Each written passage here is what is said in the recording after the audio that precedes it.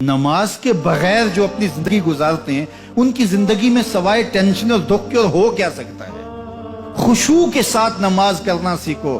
نماز پڑھنے کے بعد آپ ہلکے پھلکے پاؤ گے اپنے آپ. رقت کے ساتھ اللہ کے حضور گڑ گڑاتے ہوئے سجدے کرو, اس کا اپنا سرور پاؤ گے.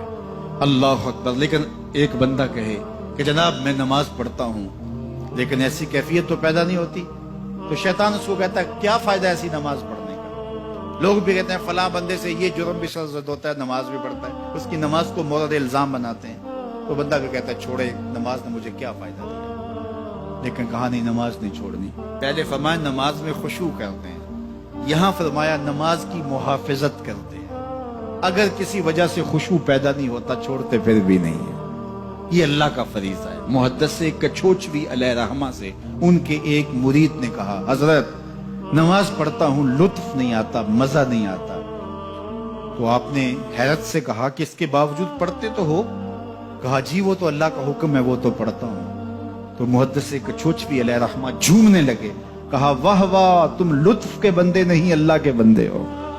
تمہیں سرور نہیں آتا پھر بھی پڑھتے ہو, اس کا مطلب ہے تم سرور کے لیے, مزے کے لیے, لطف کے لیے نہیں پڑھتے, تم تو اللہ کے لیے پڑھتے ہو. اللہ اکبر. تو بندہ سرور نہیں بھی آ رہا پھر بھی اپنے آپ کو کھینچ کے لا رہا ہے مسجد کے اندر. خیال تنگ کر رہے ہیں پھر بھی مصلی پہ اپنے آپ کو کھڑا کر رہا ہے.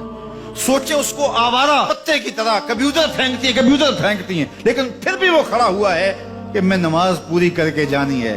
بار بار کبھی بھولتا ہے لیکن پھر دوبارہ نیت مان کے کھڑا ہو جاتا ہے, نہیں میں پوری کر کے جانی ہے. یہ کیوں کرتا ہے؟ میرے اللہ کا حکم ہے. تو خشوع کی وہ کیفیت نہ بھی ہو تو کہا محافظت پھر بھی کرتے ہیں. یہ خوش نصیب لوگ ہیں. اولئک هم الوارثون, یہ لوگ وارث ہیں. یہ لوگ جن میں یہ خوبی ہیں یہ وارث ہیں.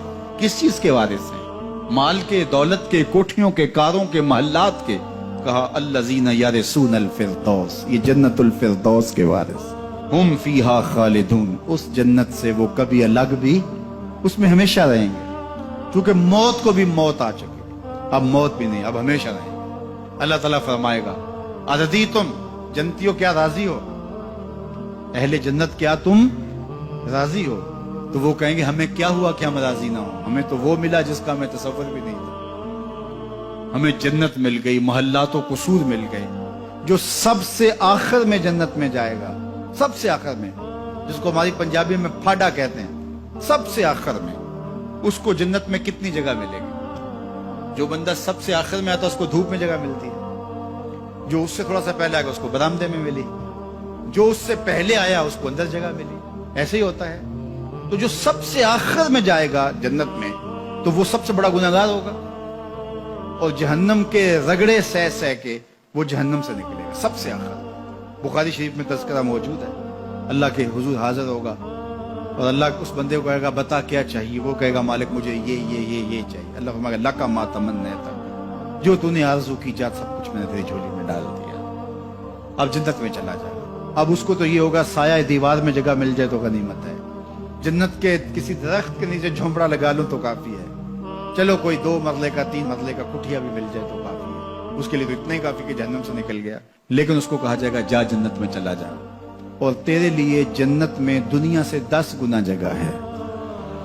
دنیا سے, بخاری کی روایت, 10 گنا جگہ. یہ 7 بر اعظم پہ پھیلا ہوا جہاں, اور اس کو 10 سے ضرب دیں, اتنی جگہ اس کی ہے جو سب سے آخر میں جائے گا. جب اللہ یہ فرمائے گا تو وہ کہے گا اتسخر وانت الملک, میرے رب تو مجھے رب ہو کے مذاق کر رہا ہے, مالک ہو کے مجھ سے مذاق کر رہا ہے, بادشاہ ہو کے مجھ سے مذاق کر رہا ہے. اس کو لگے گا ہی نہیں کہ مجھ کو, میں ساری زندگی پاپ کرنے والا لیکن ایمان کا چراغاں تو اندر تھا.